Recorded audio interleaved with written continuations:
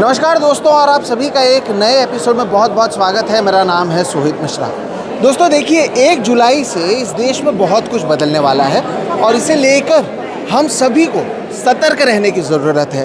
1 जुलाई से जो नई न्याय व्यवस्था आने वाली है वो कैसे रहने वाली है, और आज इस पर हम चर्चा करेंगे। और मुंबई में इसे लेकर अगर आप ये बैनर को देख सकें, India's new criminal laws reform और रिप्रेशन, इसे लेकर यहाँ पर चर्चा भी की गई, जहाँ पर एडवोकेट वृंदा ग्रोवर जी मौजूद हैं, एडवोकेट विजय हिरेमठ जी मौजूद हैं और तीस्ता सितलवाड़ जी भी मौजूद हैं। हम इन सभी से बात करके आपको ही बताने की कोशिश करेंगे कि ये जो नए नियम हैं वो क्या हैं, और जैसे कि लिखा गया है कि वो रिफॉर्म होगा या उससे और जो रिप्रेशन है वो बढ़ने वाला है। आपको पता होगा कि पिछले साल की बात है जब संसद से, दोनों लोकसभा और राज्यसभा से, कई विपक्ष के जो सांसद हैं उन्हें सस्पेंड किया गया था, और तब एक बिल पास किया गया था अगस्त में, जिसमें भारतीय न्याय संहिता बिल, भारतीय नागरिक सुरक्षा संहिता बिल और भारतीय साक्ष्य बिल, इन 3 बिल जो है वो लाए गए थे। और ये जो 3 बिल हैं वो इंडियन पीनल कोड यानी IPC, code of criminal procedure यानी सीआरपीसी और इंडियन एविडेंस एक्ट, इन्हें बदलने जा रही है।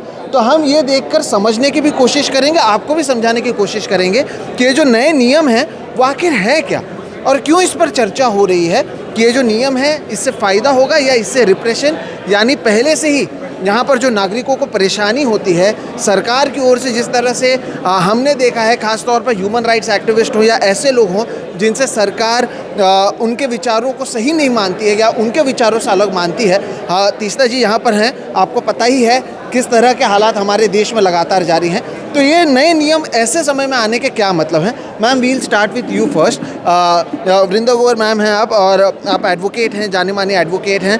ये नियमों का क्या मतलब? ये जो नए नियम आ रहे हैं, जो लॉज आ रहे हैं 1 जुलाई से, कुछ लोग जो हैं कोर्ट में गए हुए हैं इसे लेकर, तो वहीं वेस्ट बंगाल के जो बार काउंसिल है उन्होंने कहा है कि वो इसका विरोध करेंगे। क्या है ये नियम और क्यों इसे लेकर चर्चा हो रही है? अगर आप ये हमारे दर्शकों को बता दें, और क्या इससे डरने की ज़रूरत है, सतर्क रहने की ज़रूरत है? देखिए, जो हमारे बहुत पुराने Indian penal code, CrPC, Indian evidence act, जो क्रिमिनल लीगल सिस्टम का ढांचा है और जो उसका बेस बनता है, हर केस उसके आधार पे चलता है, उसको हटा के ये नए कानून लाए गए हैं।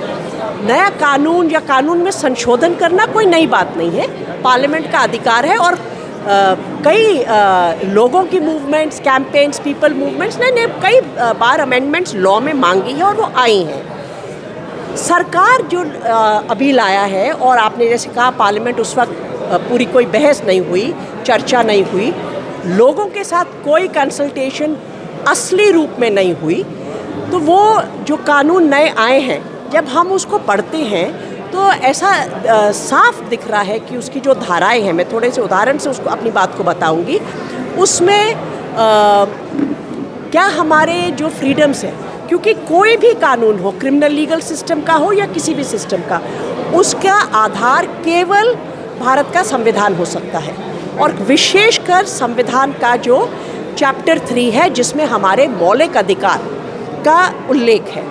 कोई भी क्रिमिनल ऑफेंस, क्रिमिनल प्रोसीजर या एविडेंस एक्ट की कोई भी धारा हमारे मौलिक अधिकार को अगर कम करती है, कमज़ोर करती है, हनन करती है, तो वो इस देश में नहीं टिक सकता।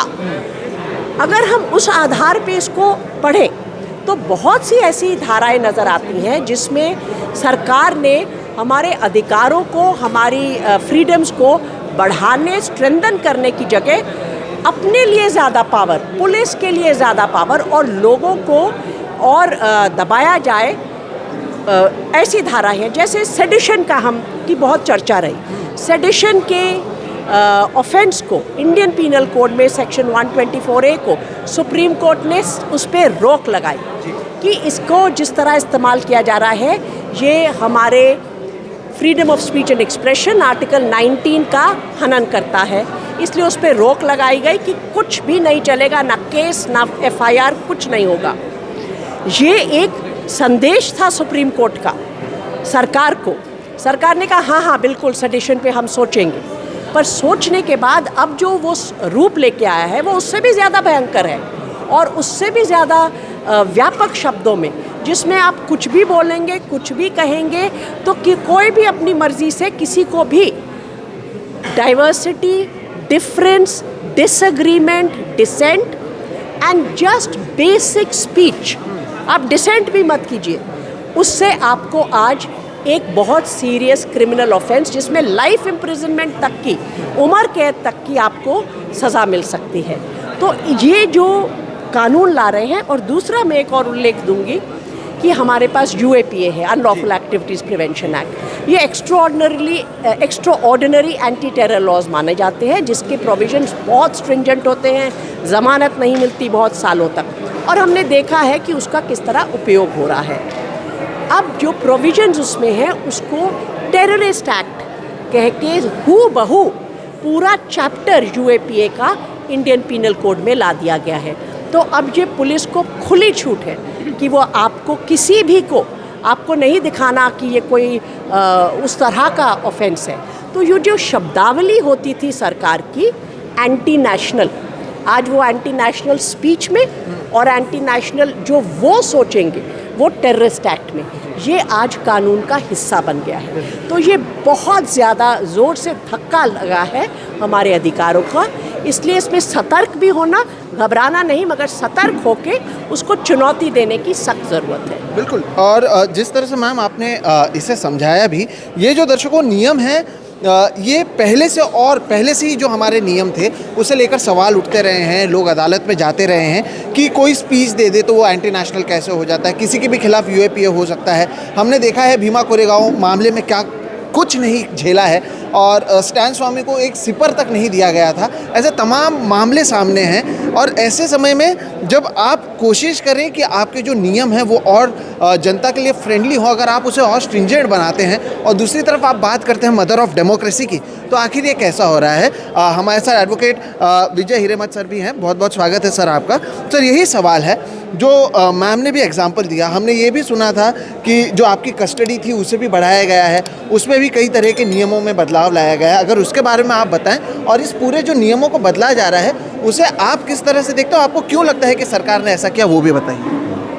एक तो बात है कि सरकार बार बार कह रही कि हम डीकोलोनाइजेशन कर रहे हैं। अगर डीकोलोनाइजेशन कर रहे हैं तो जो कानून है वो ह्यूमेन बनने चाहिए, लोगों के हक में बनने चाहिए। ये जो नए बना रहे हैं वो ब्रिटिश कानून से भी बदतर बना रहे हैं। और जो आप बात कर रहे हैं कस्टडी की, आज तक कानून में ऐसा था कि पहले 15 दिन में ही पुलिस कस्टडी दी जा सकती थी, लेकिन अब कानून में ऐसा बदलाव लाया गया है कि पहले 40 दिन या पहले 60 दिन तक पुलिस कस्टडी में किसी को भी रखा जा सकता है, जिससे टॉर्चर बढ़ सकता है और बहुत सारी चीज़ें हो सकती हैं। यानी 60 दिनों तक पहले ये होता था कि कम से कम 15 दिन में आपको कोर्ट में जाना है, आप अपने आप को वहाँ पर रिप्रेजेंट कर सकते हैं, आप बोल सकते हैं कि मुझे नहीं रखा जा सकता है अंदर, तो 15 दिन से बढ़ाकर 60 दिन कर दिया गया है। नहीं, पहले 15 दिन पुलिस कस्टडी जो अभी का कानून है उसमें उन्होंने कहा है कि वो 60 दिनों में आप कभी भी पुलिस कस्टडी ले सकते हैं 15 दिन के लिए। अच्छा। हाँ, और this is extremely dangerous because they will, जब यानी इसका मतलब है पहले 60 दिनों में आप कभी बेल की अर्जी कर ही नहीं सकते। 60 दिन तो आप अगर बेल की अर्जी करेंगे, जैसे वृंदा जी ने बताया कि वो हर बार आके बोलेंगे कि हमको अभी तो उनकी कस्टडी लेनी है, तो बेल तो नहीं सुन सकते, और जब तक आदमी पुलिस कस्टडी में है तब तक बेल नहीं होती है, ये सबको पता है। इसलिए ये बहुत घातक है, एंड ऑटोमेटिकली बेल 60 दिन तक नहीं होगी। सर, तो हमने ये भी सुना और देखा भी कि कैसे जब ये बिल लाए गए, कई सांसद थे जिन्हें सस्पेंड कर दिया गया था, around 146 if we talk about Lok Sabha और राज्यसभा दोनों से, ना डिस्कशन की गई ना कुछ किया गया। तो इसे लाने के पीछे आप क्या मंशा मानते हैं, एक तो सरकार का, और जनता को इसके बारे में क्या सोचना चाहिए, फिर हम तीस्ता मैम से बात करेंगे। मुझे तो एक तो लगता है कि सरकार को सिर्फ बताना था कि हम कुछ कर रहे हैं, और दूसरी बात, जैसे मैंने मेरे टॉक में बताया कि जो बोलते हैं कि सटल चेंजेस करके जो लोगों के हक है छीनना, वो ये प्रयास हो रहा है इसमें। जैसे उन्होंने कहा है, जैसे कस्टडी की बात है, फिर वीडियो कॉन्फ्रेंसिंग से ट्रायल चल सकती है, वो बात है। जो कंप्लेंट करते हैं अगर पुलिस के खिलाफ मैजिस्ट्रेट कोर्ट में, तो सुपीरियर का ये चाहिए, रिपोर्ट चाहिए कि ये जो है वो in the course of duty नहीं हुआ है। तभी वो केस पुलिस के खिलाफ चल सकता है. These are extremely dangerous. यानी जो सारी चीज़ें हो रही हैं वो पुलिस को ताकत देती हैं, जनता को नहीं.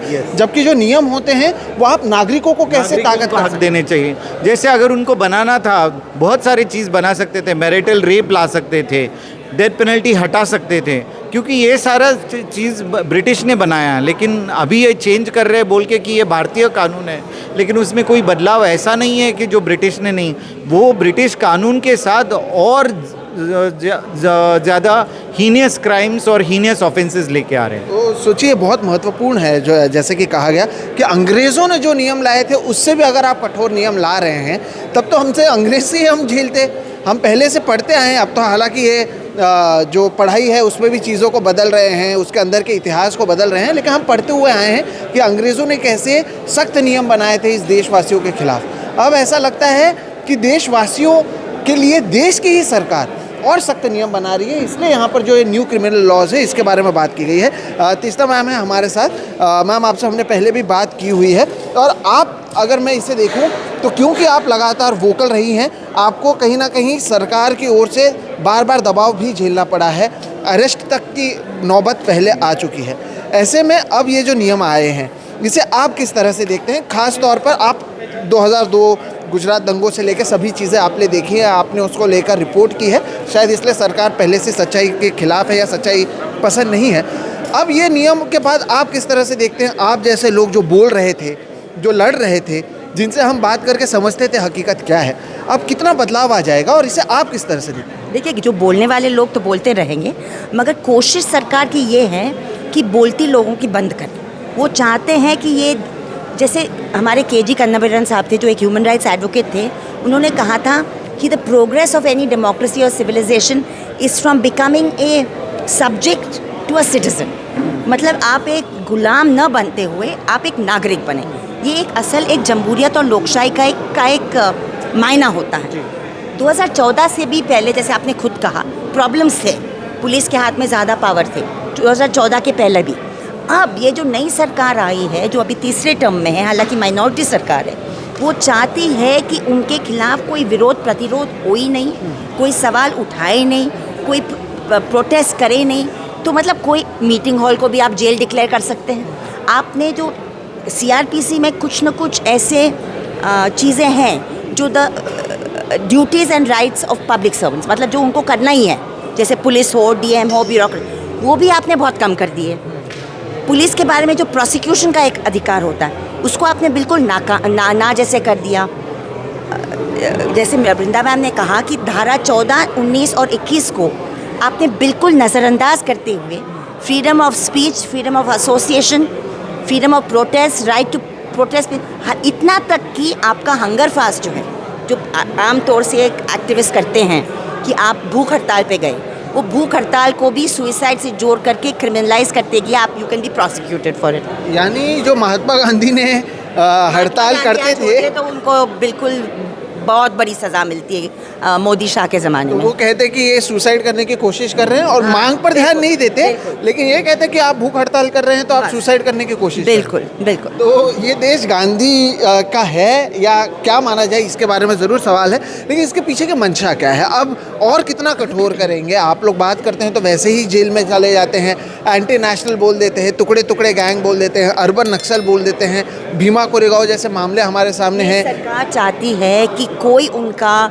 न मानसिक स्तर पे ना पर विरोध, जैसे किसान आंदोलन हुआ, एंटी-CA एजिटेशन हुआ, कोई विरोध भी कोई विषय पर नहीं हो.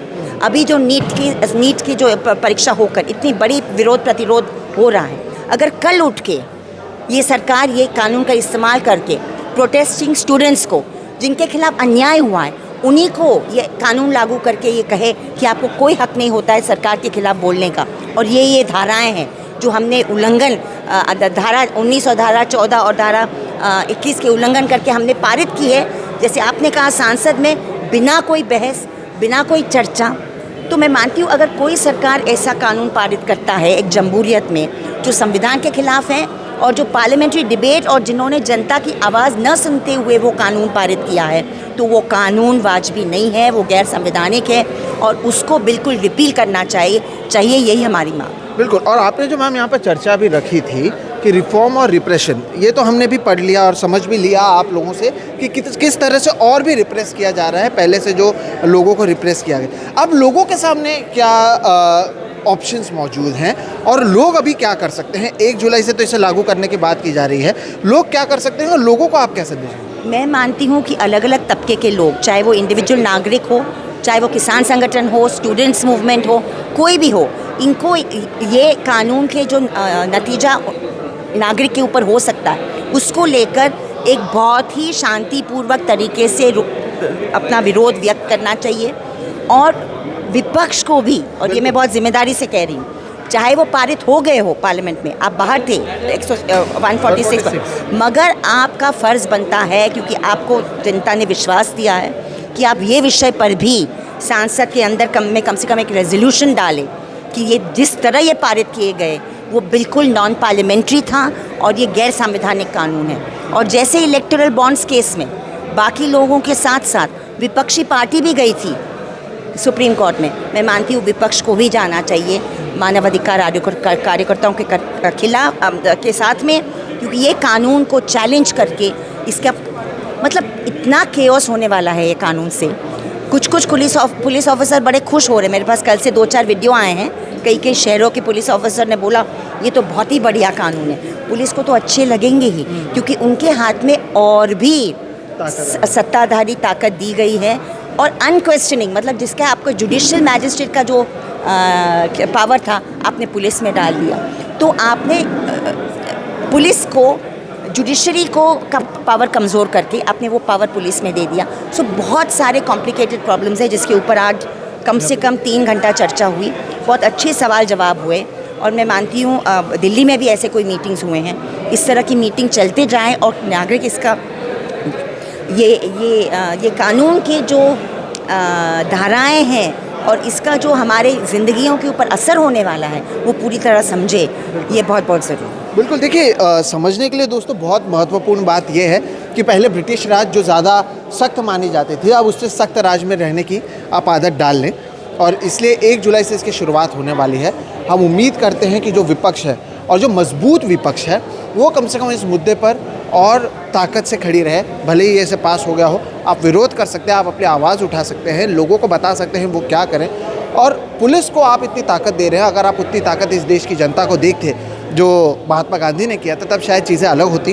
बहरहाल इस वीडियो के ज़रिए हमने आपको ये समझाने की कोशिश की है कि जो नए कानून आने वाले हैं उसका कितना परिणाम पड़ सकता है। और अब जितनी बातचीत हमने की, ये तो समझ में आ गया है कि पुलिस का जो डंडा है वो और बलवान होने वाला है। तो बतौर नागरिक आप उसके लिए तैयार रहिए। यही कम से कम हम इस पूरे वीडियो में आपको समझाने की कोशिश करते रहे। हम आपको आगे भी बताएंगे इससे लेकर और क्या कुछ बातचीत होती है, क्या लोग कहते हैं। लेकिन आप सोचिए, इतना महत्वपूर्ण जो एक नियम है उसे तब पास किया जाता है जब 146 सांसद लोकसभा और राज्यसभा के, उन्हें आप सस्पेंड करते हैं, ना कोई डिस्कशन होती है। ऐसे नियमों की डिस्कशन नहीं होती है जिसका असर आपके और मेरे जीवन पर पड़ेगा। अब बोलना मना है, अब इस गांधी के देश में लड़ना मना है। तो आपको भी मुबारक हो, ये देश हमें भी मुबारक हो। तमाम बिल आने वाले हैं, खुलकर चर्चा आगे भी लगातार जारी रहेगी। बहरहाल इस वीडियो में हमने आपको जो जानकारी मिल सकी वो बताने की कोशिश की। आपको ये वीडियो कैसा लगा ज़रूर बताएं। आगे और क्या कुछ आप जानना चाहते हैं ये भी सवाल पूछें, हम इसकी भी कोशिश करेंगे जवाब देने की। और अगर अब तक अपने चैनल को सब्सक्राइब नहीं किया तो वो भी कर लें। हम इस तरह के जो वीडियोज़ हैं जिसमें आपको एक्सप्लेन कर सकें वो करने की कोशिश लगातार करते रहेंगे। मेरा नाम है सोहित मिश्रा और आप देख रहे हैं SM ऑफिशियल। फिलहाल इतना ही, नमस्कार।